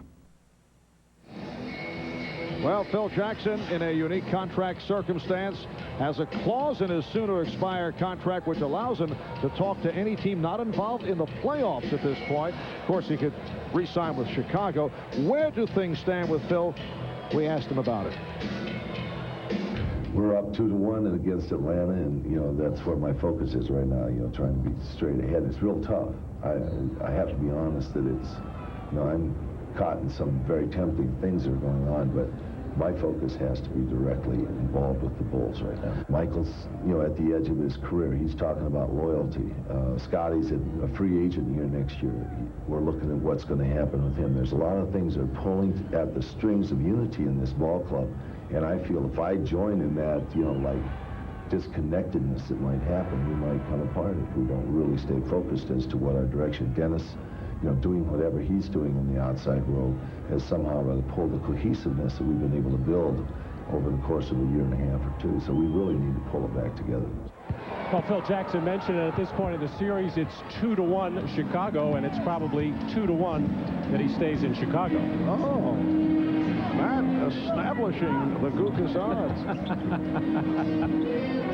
2:45 remaining in the third quarter. Laettner, a rare field goal for the Hawks in this third quarter. They are now 3 of 20 from the field. Bulls 69 and the Hawks 49. Parrish, Caffey, and Kukoc now up front with Harper and Pippen at the guards. Pippen being played by Smith. Nice pass. Parrish blocked by Laettner. So the Bulls will have 4 on the 24-second clock. Scottie Pippen with the live body today at both ends of the floor, coming off the pick-and-roll situation, clears the pick and does not waste any motion, making the one-hand John Stockton type of pass, getting it right to Robert Parrish. You know, Scottie Pippen did not play at all in the fourth quarter yesterday when it was still a game, and that is unusual. Dennis Rodman is back and goes right to the short jump shot. Dennis Rodman played briefly in the first half, 6 minutes. That was his first shot attempt, had 1 rebound. Oh, Laettner, Rodman trying to draw the foul. Rodman committed 3 fouls in the 6 minutes of play in that first half. Crowd urging Rodman to throw up the shot. Pippen does. Scottie Pippen, the high point man, with 24. Bulls lead 71-49 in a rout with 1.5 minutes left in the third.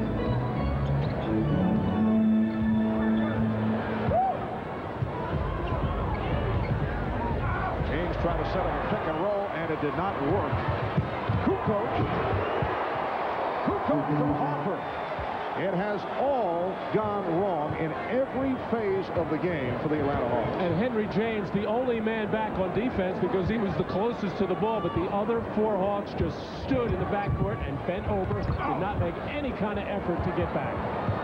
This is one of those games Steve Smith will not want to talk about or remember. 1 of 12 from the field for Smith.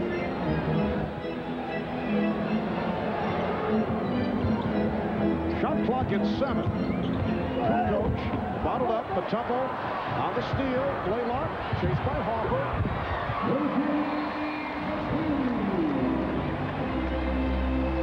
73-51 Chicago. Now, one of the big reasons why Steve Smith is having trouble scoring from the field, a big part of his game is posting up. And with Pippen on him much of the game and last game, very hard to do. It has been a magnificent all-around game for Scottie Pippen. 26 points now, 75-51 Bulls. Blaylock. Final seconds of the third quarter. Run into by Smith. And a foul. Steve Smith called for that foul. Well, at the defensive end for Chicago, Rodman all tied up with Laettner banging him, and he's just looking to pop anybody with a white shirt on. Saw that Smith had no idea where he was, got over, established his position, and of course put on a little bit of an acting job. Dennis has become a movie star, you know. He did get hit, but I'm sure he didn't get hit that hard. Rodman just a 57% free throw shooter, and obviously not a player who goes to the line frequently. Now Smith sits down. Eldred Rakastner is back. Only 4 seconds left in the third. And Rodman following up on the rebound, which led to some heavy traffic, and again a foul. And took another opportunity to pop Christian Laettner. That is number 4 on Dennis Rodman for the Bulls. Their first team foul in these final 2 minutes. There's Blaylock trying to race it down, and he's fouled. They had the foul to give, so only 0.6 of a second remaining in the quarter. So even with the 22-point lead for Chicago, playing the percentage and playing smart basketball, so that way when that situation occurs, you're always in the habit of making the right play. Laettner got it. So make it 5 of 25 shooting for the Hawks. In this third quarter, they're outscored 20-11 by Chicago. Bulls lead by 22. After 3, you are watching the NBA on NBC.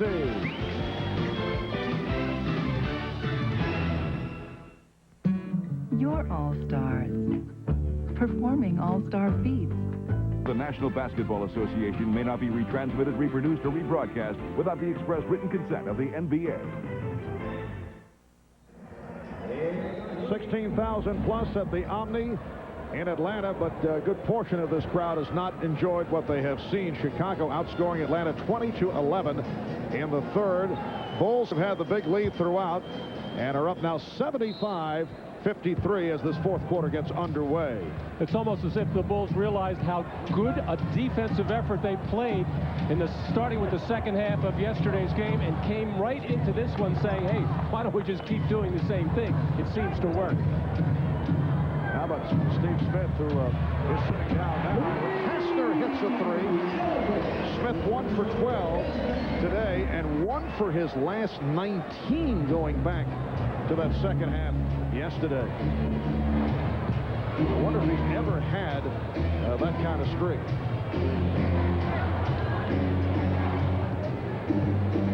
Be a good question for you to ask Matt after the game.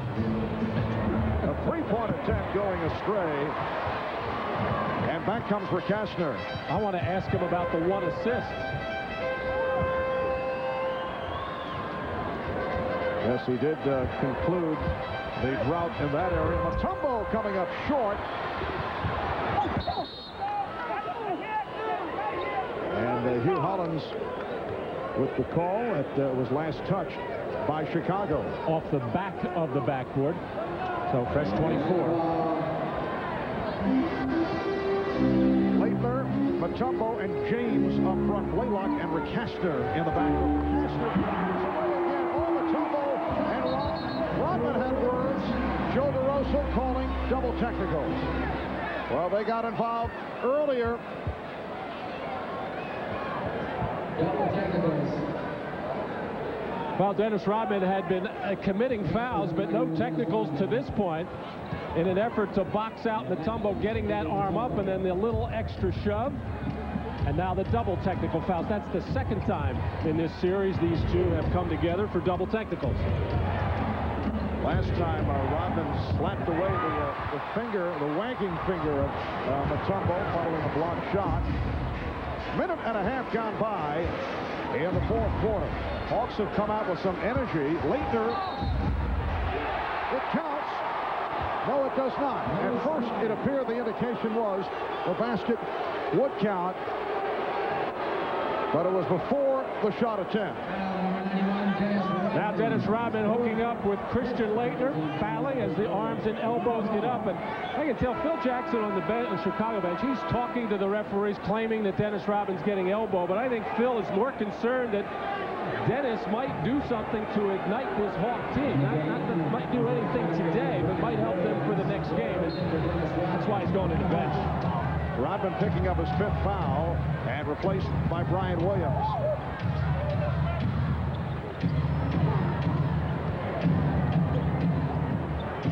James for 3. 16-point Chicago lead. Michael Jordan back on the floor. Randy Brown handling against Mookie Blaylock. Jordan trying to post up on Rickastner. Now facing the double team. Kukoc. So the Bulls have gone cold here at the start of the 4th. Brown looking for the steal. Hawks feel Rickastner has the hot hand. He's been looking for the shot every time he's touched the ball, and he drew the foul. 8-0 run by the Hawks. Foul committed by Kukoc.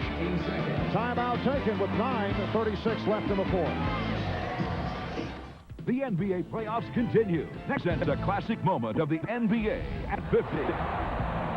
Today we look back at a playoff record equaled by Mookie Blaylock. Indiana against Atlanta, Game 3, last year's Eastern Conference first round, and Mookie stole a victory from the Pacers, 8 steals in the game, and that tied the record set 6 other times. In recognition of this classic moment, Miller Beer will donate $1,000 to the Thurgood Marshall Scholarship Fund. They call him the Glove of the East, and his acquisition by Atlanta was a steal. Acquired for Ramil Robinson back in 1992. This is 5th season as a member of the Hawks. To make room for more playing time for Kenny Anderson in New Jersey. Ahmad Rashad reporting during that timeout that at the quarter break, Phil Jackson very upset with his team for being lackadaisical winding down the 3rd quarter and losing their edge. But I'm sure Lenny Wilkens, talking to his team despite the very, very poor performance so far, looking up at the clock and the score, saying, hey, if we can get this thing down about 10, 11, or 12 with 6 minutes to go and get hot from threes, anything can happen. Well, here's a steal by Rickastner. To the stump and blew it cleanly. Well, I don't know if he changed his mind there, thinking Michael Jordan was going to challenge this shot, but it looked like Rickastner was going to be able just to lay this up, and just that little stunt by Michael Jordan made him try to dunk it and airball it. That was a whiff. And Rickastner's had the hot hand. It's a 9-0 run by Atlanta. Eldred Rickastner with 7 of those 9 points. Kukoc. Oh, beautiful adjustment. Going glass. So that ends the Atlanta run. Just under 9 minutes remaining in the 4th quarter.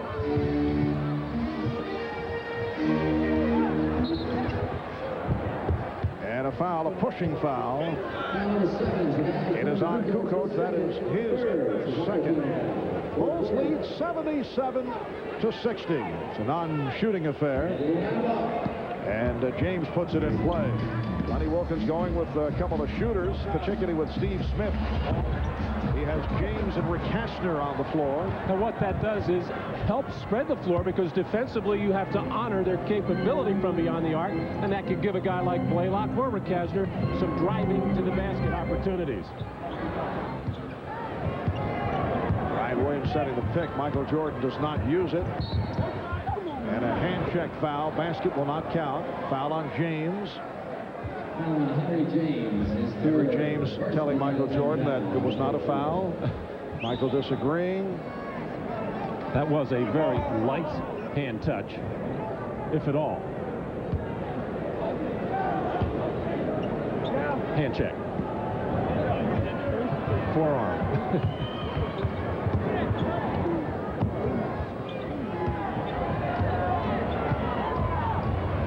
4 minutes gone by in the 4th. Caffey and Mutombo reaching for that rebound. Only 6 rebounds for Kempe.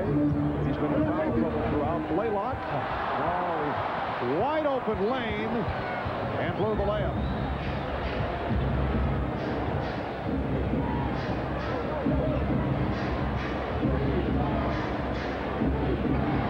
Brian Williams.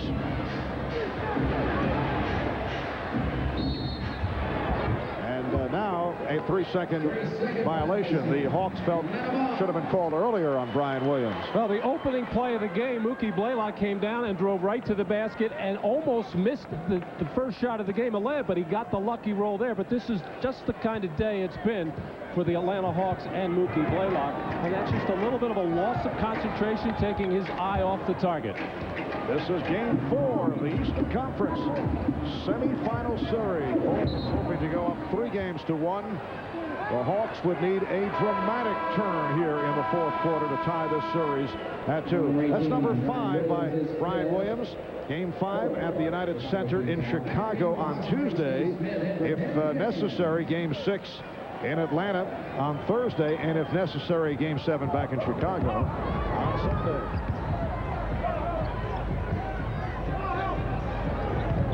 Game 6 is not necessary to be played. This would be the Hawks' last appearance in this building. Kastner with the air ball. New building will be constructed, and the Hawks will be playing elsewhere for the next couple of years. They'll be constructing it on this site. Offensive foul. And that's number 6 on Brian Williams. Brian Williams with a display in the direction of some fans over at the far side. Well, that was the particular move. Not that one. I guess he's got a bad left shoulder or something there. But that move yesterday coming across the lane was so effective, even against the taller, outstanding defender, Dikembe Mutombo. But Brian Williams was able to get some offense going. That time just a good defensive play by Laettner to beat him to the spot. I think Brian stretched it out a second time to give the indication that that first move was just a stretch of the arm. Laettner. Christian Laettner with 13 points, but 6 of 19 from the field. 77-62 Chicago. Luke Longley has returned. Brian Williams out on fouls. Luke is playing with 5. Jordan. Oh, what a move by Michael Jordan. He has 19, along with 6 rebounds and 4 assists. Kastner. Eldred Kastner, one-time member of the Houston Rockets, has also spent time with Denver. He's played in Turkey, in the CBA. 6 minutes to go in the fourth quarter. Kerr. Jordan contesting with Mutombo on that rebound. Kastner on the pull-up. He can shoot. He has 9 points. And Phil Jackson calls for time. Well, Michael Jordan on a spectacular move, taking it up on the right side, hanging in the air, going for the reverse in almost what you might call a typical Michael Jordan play.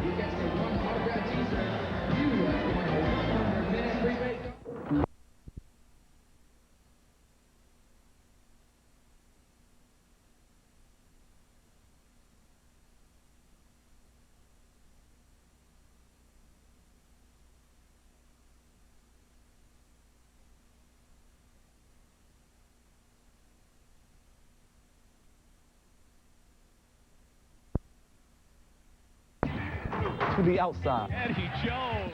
Syntec Power System, a new kind of fuel system treatment that can improve acceleration. By Honda, vehicles designed to help simplify your life. And by Miller Genuine Draft, who reminds you it's time for a good old macro brew. Back at the Omni, Marv Albert, Matt Kukoc, and Ahmad Rashad. Another solid performance by the supporting cast of the Chicago Bulls. Kukoc with 9, Caffey 8. Williams had just fouled out with 7 points. They helped turn things around in the second half in Game 3 here yesterday afternoon. Longley was looking for Bushler along the baseline. Jordan had to adjust that shot with Laettner all over him. Michael, you got the ideas. Had a real fun day here. I've never seen him smile so many times after not only made shots, but even when he's been hit on the arm. But during that timeout, once again, Phil Jackson getting all over his team for their lack of execution offensively. Michael just hanging in the air for the extra second or so to wait for Christian Laettner to go by, as North Carolina loves to do it to those guys from Duke.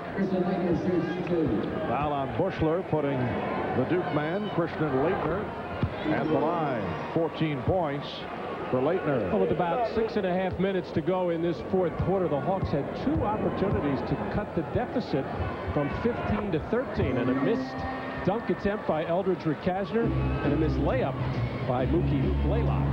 Bulls now lead 81-66. Steve Smith is back on the floor.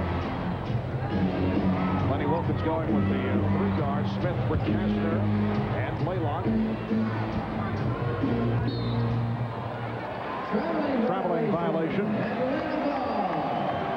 And he did. He shuffled the feet as Steve Smith got switched on a delay of game warning against the Chicago Bulls.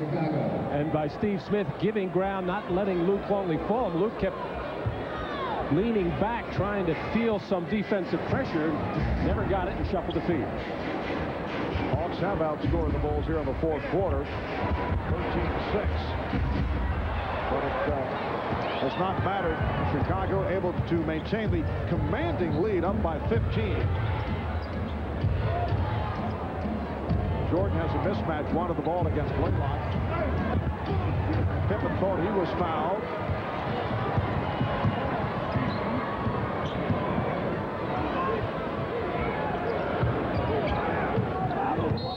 And the reach-in is called on Pippen.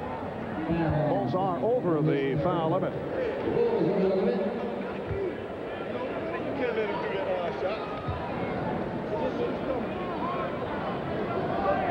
Look at the 3 top offensive threats for Atlanta. Poor shooting by all. 6 of 21 for Laettner. 6 of 17 for Blaylock, and Steve Smith, as we've been discussing, 1 of 12, and it gets worse if you go back to the second half yesterday. And Christian Laettner started this game out by looking for shots from the perimeter, and he is a good outside shooter, but all the shots that he has taken on the inside have been rushed, off balance, and forced, and that's how you're going to shoot 6 for 21. In this fourth quarter, Eldridge Rakasner has accounted for 11 of Atlanta's 15 points. 81-68. Chicago with the lead and the ball with 4 minutes remaining in the fourth. Jordan. Mutombo rebound.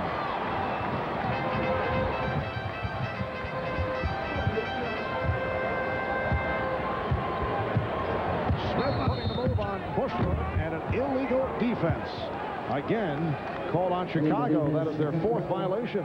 And this one on Luke Longley, sensing that Judd Bushler in a little bit of trouble over there in a one-on-one situation with Steve Smith, started to get into the lane and help out as Dikembe Mutombo was raised up above the tip of the circle.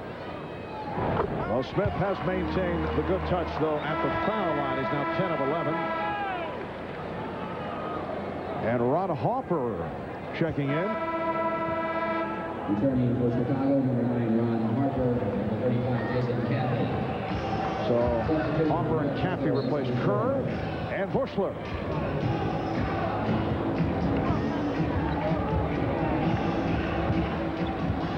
The Hawks have cut it down to 12. Blaylock. Wow. Atlanta is very much into it. Bulls have led by as many as 22.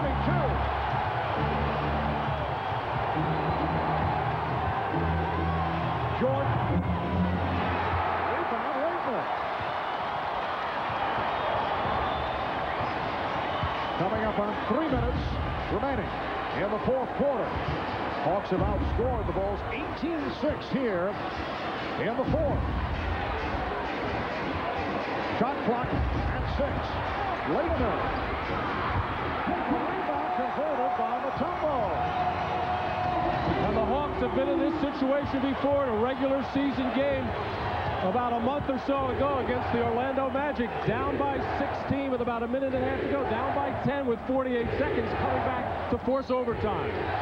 Foul is called as Jordan was taken down by Rakastner. In that game against the Nets, the Hawks were down by 19 after 3 quarters and won it, and they came back from 10 to beat Orlando in the final minutes. We'll be back in a moment. Set close to within 8 of the Chicago Bulls. Chicago very perimeter oriented right now, and you see all the shots in the paint area that the Hawks have had and unable to convert. And you can't forget those 2 layups, one by Blaylock, one by Rakastner, that were right there for them. It is extraordinary that Atlanta is in this game shooting only 29%. Michael Jordan with a big bucket. He now has 23, and it extends to an 83-73 lead. Laettner, nice goal. The Bulls led by 22 after 3 quarters. But the Bulls have shot poorly in the second half. Chicago kind of lulled into what has taken place. Atlanta able to chip away, led by Eldridge Rakastner. Shot clock at 5. Hopper for 3. Hopper looking to save it, ran into the official. Then it's Salvatore not able to make the save. So the ball back to Atlanta with 1:40 remaining in the 4th. And the interior Chicago defense has gotten very soft right now with Tony Kukoc playing the big forward position. Laettner wants the ball. Oh, traveling violation. Christian Laettner wanting the ball, feeling he can score on Kukoc. Tony gives some ground. Wow, what walk. He did maybe change the pivot foot there. Looked like his right foot was the initial pivot foot. Oh, on the rejection of Pippen. Here's Smith for 3.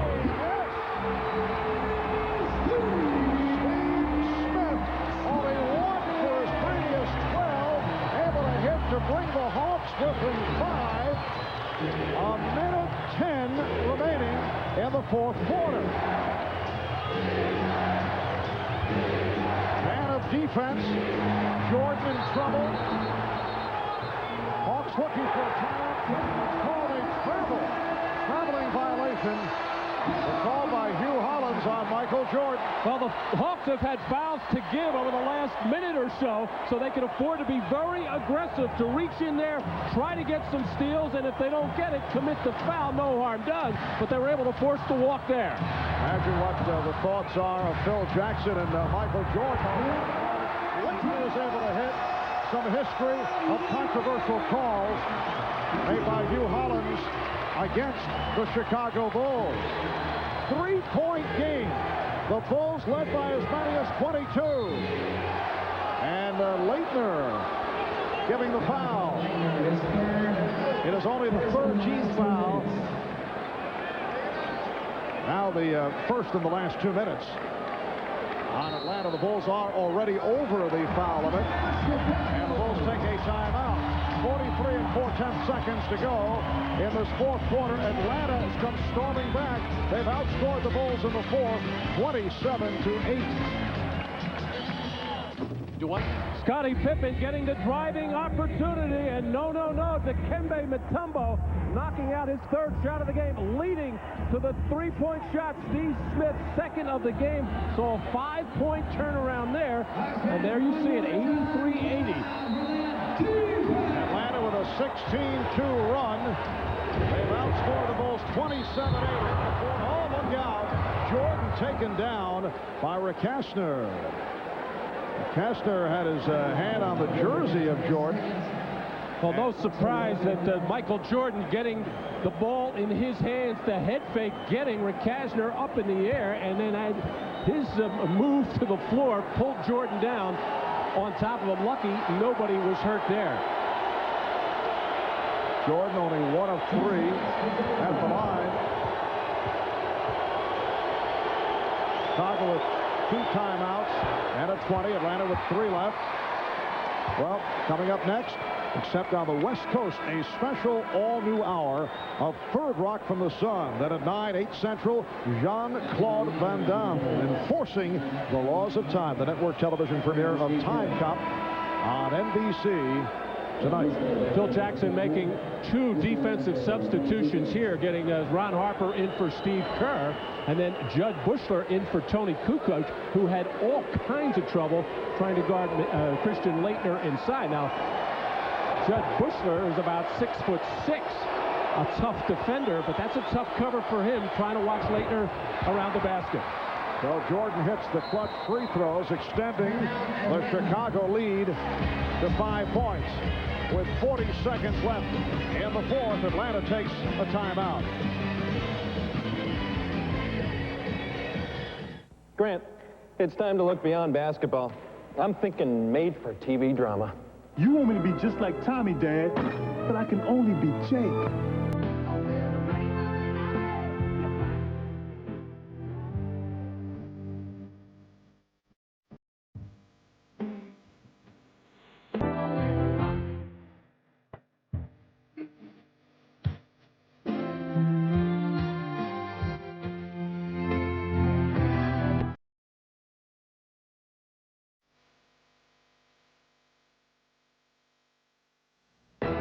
May the Force be with you. It's Star Wars Mark Hamill on an all-new full-hour Third Rock. But the aliens want Luke off their planet. Not so tough without Chew Bacon around, are we? And Sybil's Christine Baranski wants Mary's Guy. I'm the devil's candy. Hi-yabba. Nice shorts. All new NBC tonight. Well, a moment ago, Scottie Pippen in a discussion with the Bulls' favorite official, Hugh Hollins, who made that critical call for traveling on Michael Jordan. That is Jordan directing the words to Hugh Hollins. The Bulls with only 30 points in the second half. That would be a team record for fewest in a half.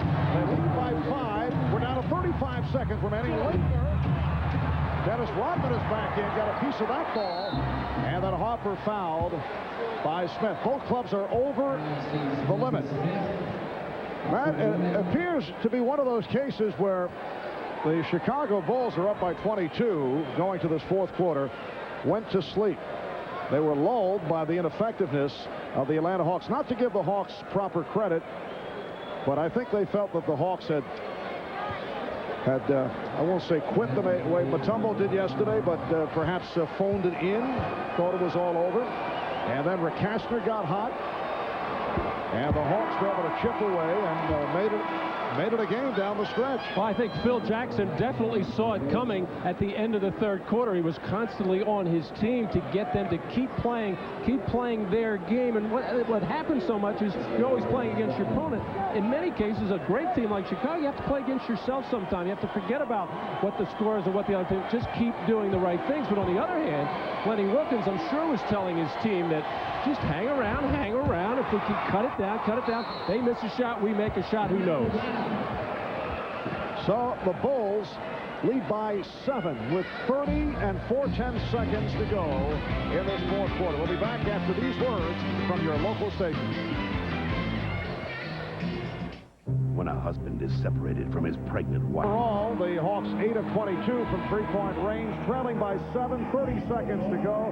If the Bulls can hang on, they will take a 3-1 lead in this best of 7 with Game 5 Tuesday back in Chicago. The Hawks desperately trying to tie the series after a steal by Jordan.